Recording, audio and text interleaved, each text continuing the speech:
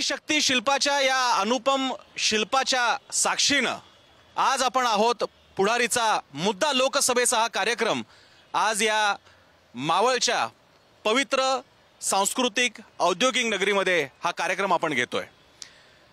या शिल्पाला फार मोठं महत्त्व आहे। ही महाराष्ट्राची संस्कृती जर का या एका शिल्पातून सांगा असं कोणी सांगितलं तर ज्या शिल्पाकडे बोट दाखवावं ते म्हणजे भक्ती शक्ती शिल्प। छत्रपती शिवराय तुकोबांना भेटतात त्याचं हे शिल्प।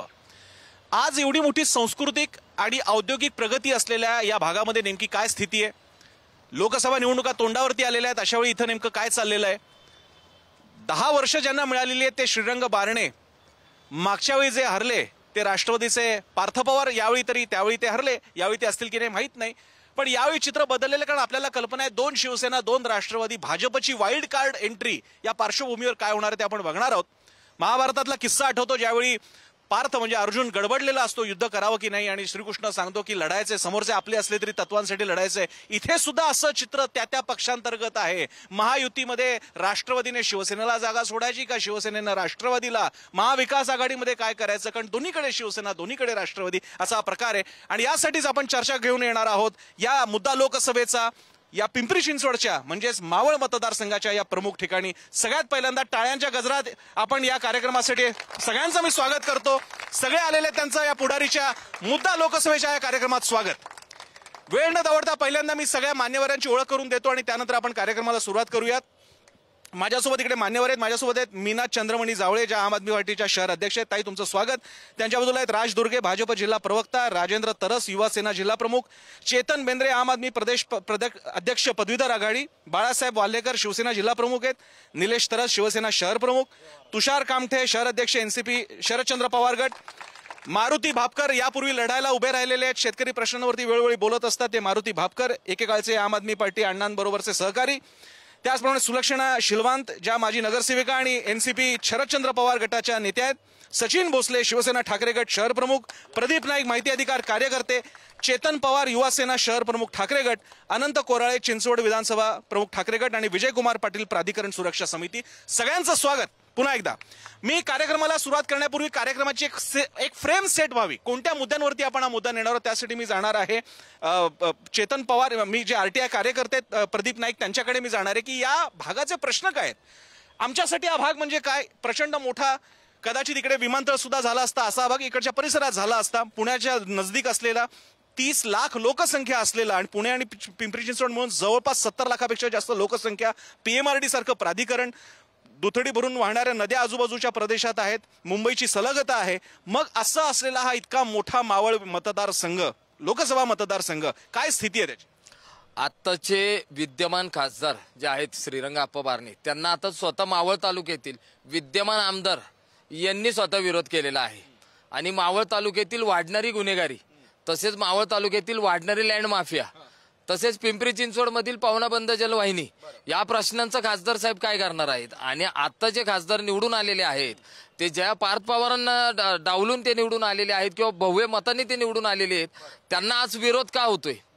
कुठली कामं त्यांनी केली आणि जनतेसाठी काय, आज गुन्हेगारीसाठी ते काय करणार आहेत आणि सामान्य जनतेसाठी ते काय करणार आहेत, याचा त्यांनी एक सखोल एक अभ्यास करून त्यांनी उत्तर द्यावं। हे मुद्दे सगळ्यांना मान्य आहेत, हीच पिंपरी चिंचवडची आजचं वास्तव आहे, हेच वास्तव आहे आजच्या या मतदारसंघात, हेच वास्तव बरोबर आहे। पण मला इथून जेवढा प्रतिसाद मिळतो आम आदमी पार्टीवाल्यांकडनं तेवढा शिवसेनेकडनं मिळत नाहीये। सगळं सुशेगात चाललेलं आहे, सगळं एकदम छान चाललेलं आहे। हे जे बोलतात हे काय खरं नाही, विकास भरपूर मोठ्या प्रमाणात झालेला आहे आणि गुन्हेगारी क्षेत्र हे आवरण्यात आलेलं आहे, परंतु हे बोलतात हे पूर्णपणे खोटं आहे आणि विजय हा आमचाच आहे आणि श्रीरंग आप्पा बारण्यांना विरोध काही नाही आणि ते निवडून येणार म्हणजे येणारच। रावेत भागामध्ये श्रीरंग आप्पा बारणे खासदार असताना रावेत भागामध्ये रेड झोनचा प्रश्न मोठ्या प्रमाणामध्ये उभा राहिला, त्याच्यावरती मावळमध्ये आप्पांनी आवाज उठवायला पाहिजे होता। जनरल मोटर्स जी कंपनी आहे तिथल्या कामगारांच्या संदर्भात श्रीरंग आप्पा बारणेंनी आतापर्यंत एकही शब्द बोललेला नाही। हजारो कामगार तिथे बेघर झालेले आहेत, त्यांच्या पुनर्वसनाचा पण प्रश्न झालेला नाहीये तिथे। दिवसेंदिवस वाढती गुन्हेगारी जी पिंपरी चिंचवड शहरात सुद्धा आता भयानक परिस्थिती वाढत चाललेली आहे।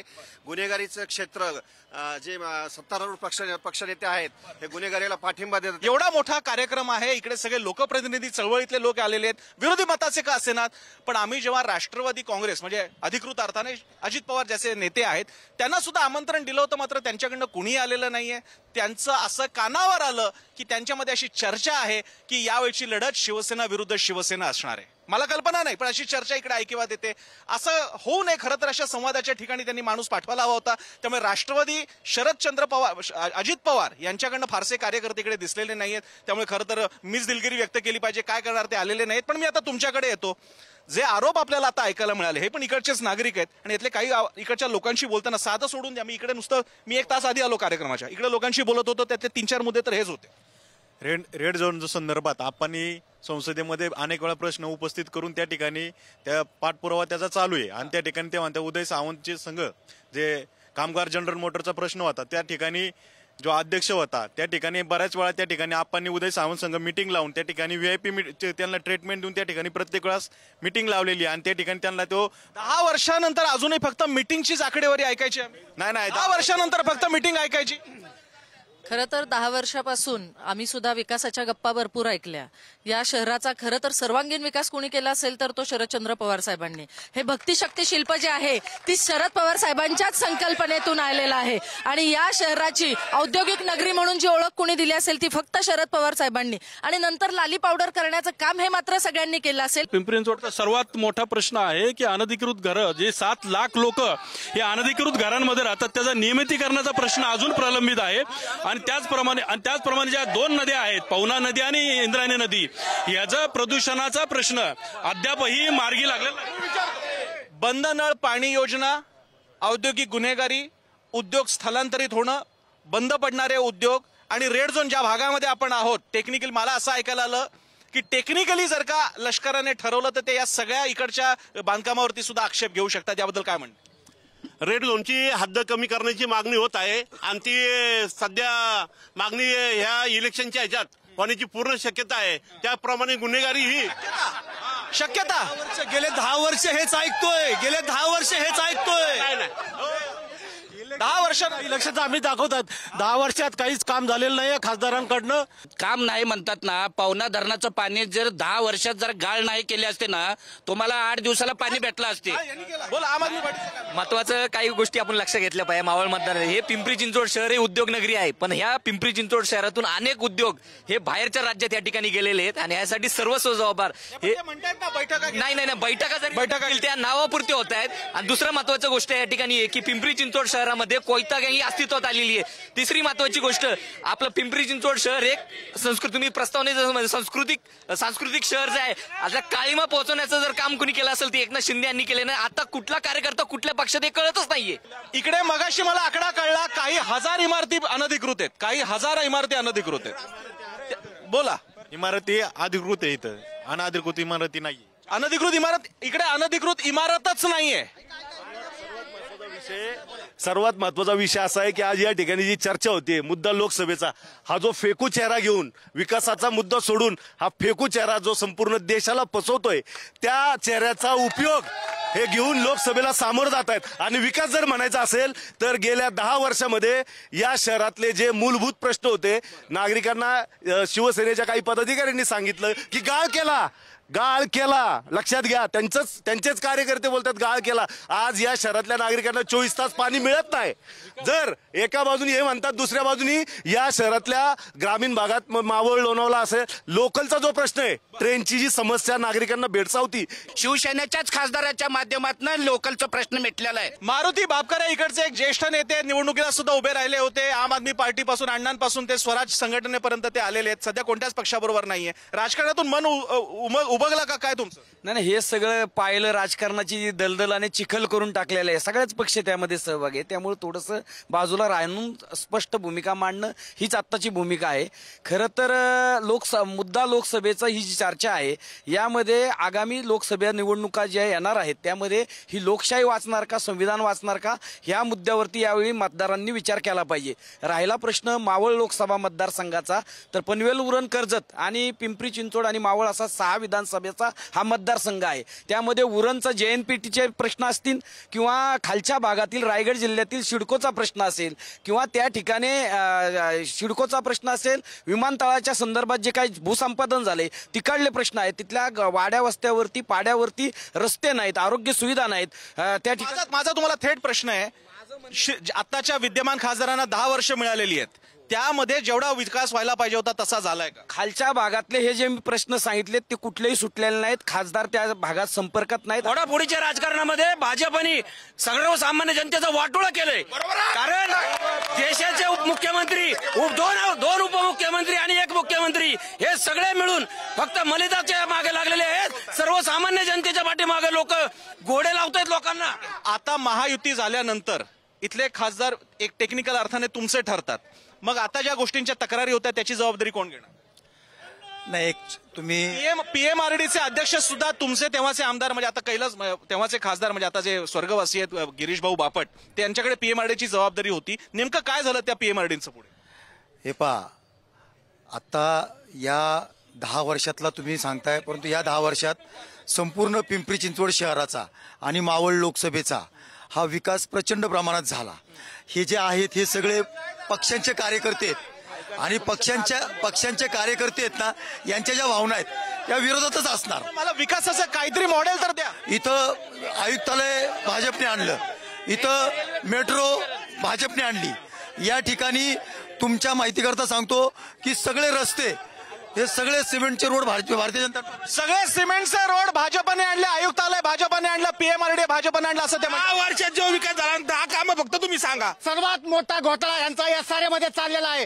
खासदार बिल्डर, नगरसेवक बिल्डर, आमदार बिल्डर, यांच्या सगळ्या बक्कलबच्च्या बिल्डर. आरक्षित भूखंड एक पण घेतलेले नाही ताब्यामध्ये किवळ्याच्या परिसरामध्ये, आणि हे म्हणतात झालाय विकास. कुठं झाला? एक साधा किवळ्यामधला एक छोटासा रस्ता पण नाही झाला. ह्या पिंपरी चिंचवड शहरामधले 20 लाख लोकसंख्या खासदार साहेबांच्या लोकसभेमध्ये येते.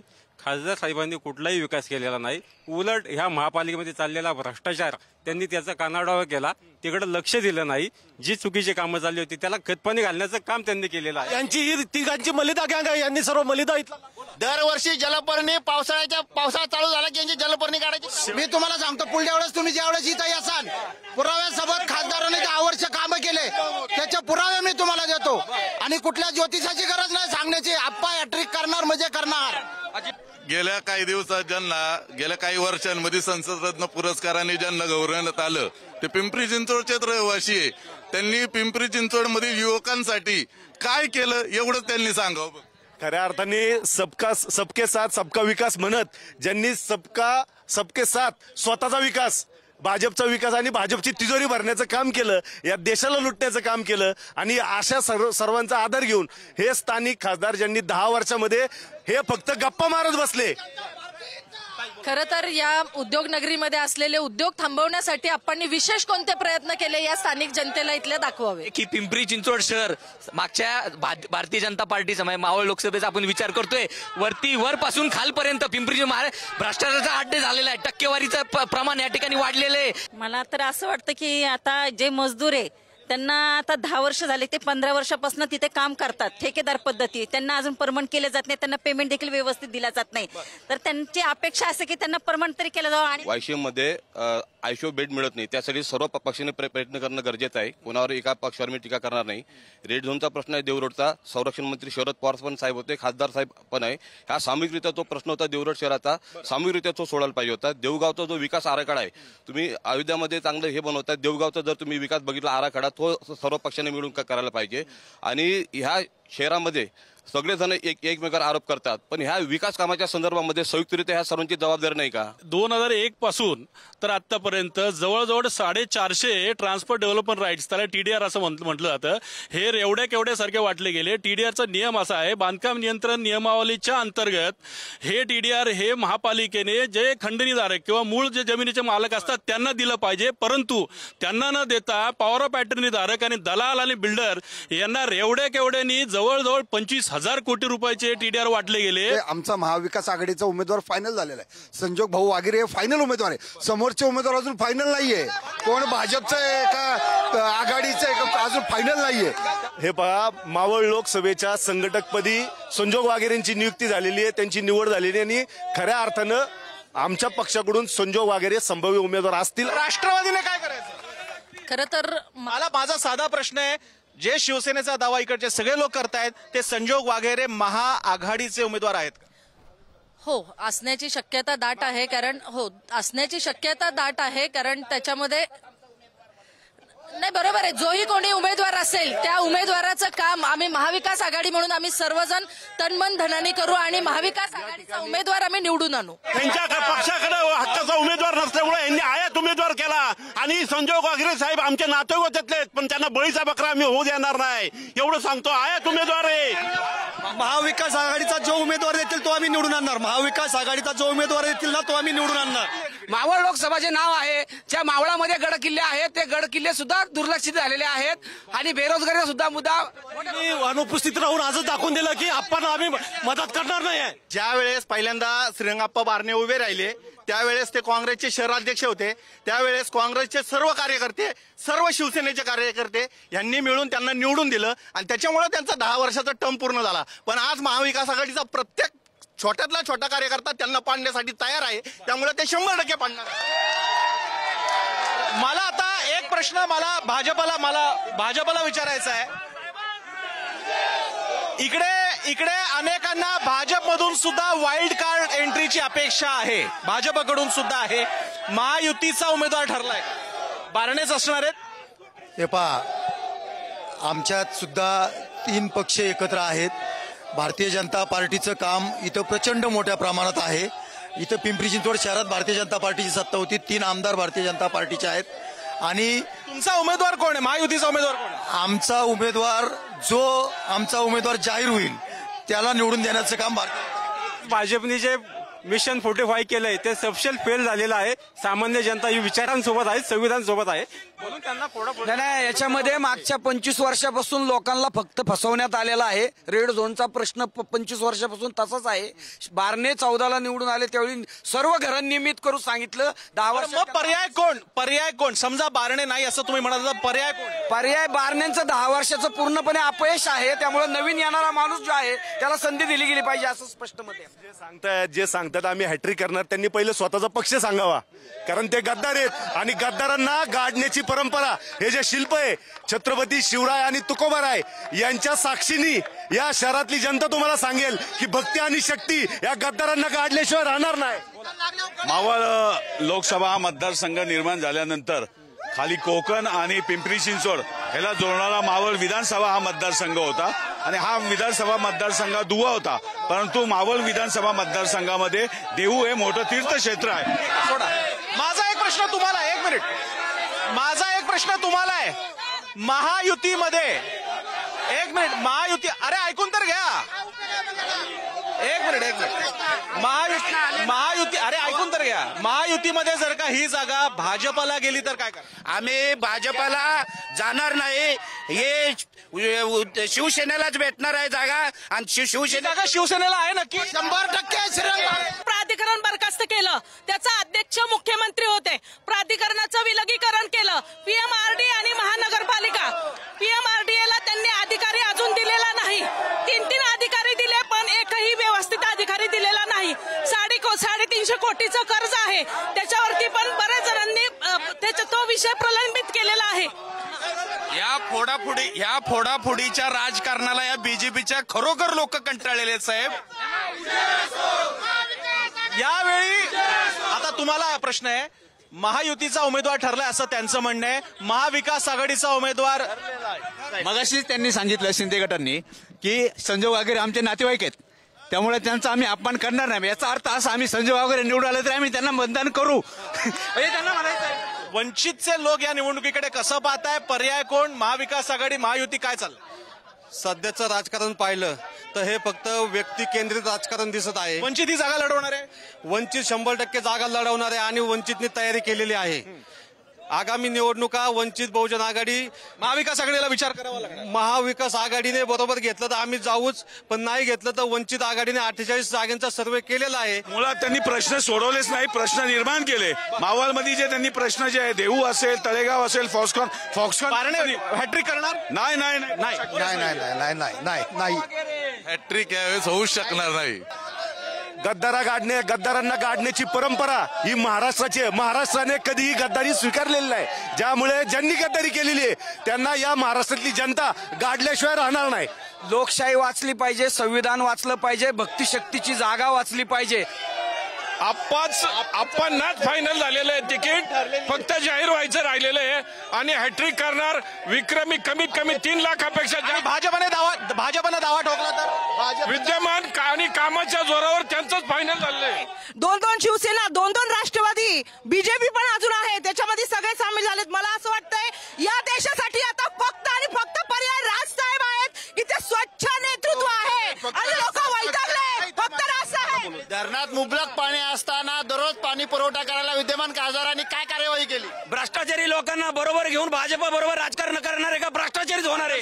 आदर्श घोटाळा खासदार झाले. देशामध्ये फक्त हिंदुत्वाचा मुद्दा उपस्थित करून देशामध्ये भांडणं लावायचं काम मोदी सरकारने केलं. असे अनेक प्रश्न आहेत, असे अनेक मुद्दे आहेत ज्याच्याबद्दल लोकांना बोलायचंय.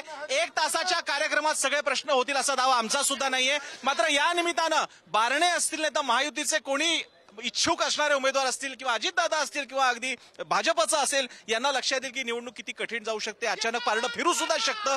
त्या दृष्टीने हा लोकजागर घडवून आणण्यासाठी आणि सत्ताधाऱ्यांपर्यंत यांचा आवाज पोहोचवण्यासाठी आमचा कार्यक्रम मुद्दा लोकसभेचा आज हा मावळमध्ये म्हणजे इथे झालेला आहे.